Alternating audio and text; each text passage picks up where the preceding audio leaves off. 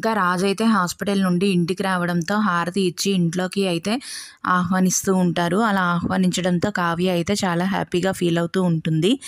ఇంకా అందరూ కూడా ఒక దగ్గర కూర్చొని అలాగా మాట్లాడుకుంటూ ఉంటారు.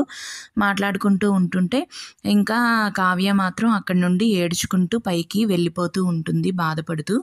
అలా బాధపడుతూ వెళ్ళిపోయేసరికి ఇంకా రాజైతే అడుగుతాడు, ఏమైందమ్మా కళావతి, ఎందుకు అలాగా అంతలా బాధపడుతూ పైకి వెళ్ళిపోతుంది అనేసి అడుగుతాడు. అలా అడిగేసరికి ఇంకా అపర్ణాదేవి అయితే చెప్తుంది, నీకు గతాన్ని గుర్తు తెస్తే నీ ప్రాణానికే ప్రమాదం అనేసి డాక్టర్ గారు చెప్పారు.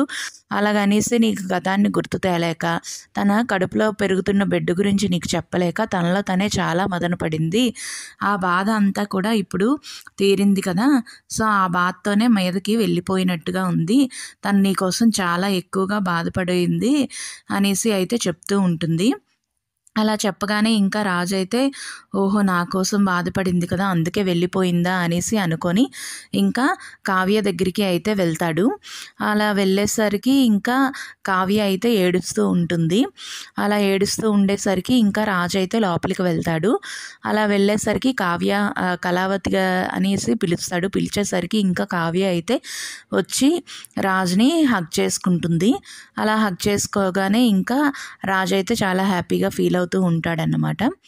ఇంకా యామిని అయితే ఇక్కడ చాలా కోపంగా ఉంటుంది. నేను ఎంతో కష్టపడి సప్త సముద్రాలు దాటి నా బావ కోసం నేను వచ్చాను, కానీ ఆ కావ్య ఏంటి అంటే నా బావని అప్పటికే పెళ్లి చేసేసుకుంది. ఇప్పుడు పోనీ ఎలాగో ఇచ్చేసుకుందాము అని అనుకుంటే మళ్ళీ తనకి గతం గుర్తొచ్చేసి మళ్ళీ ఆ కావ్య దగ్గరికే వెళ్ళిపోయాడు.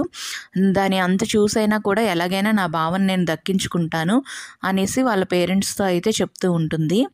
If you like this video, please like the video and subscribe our channel. Thank you.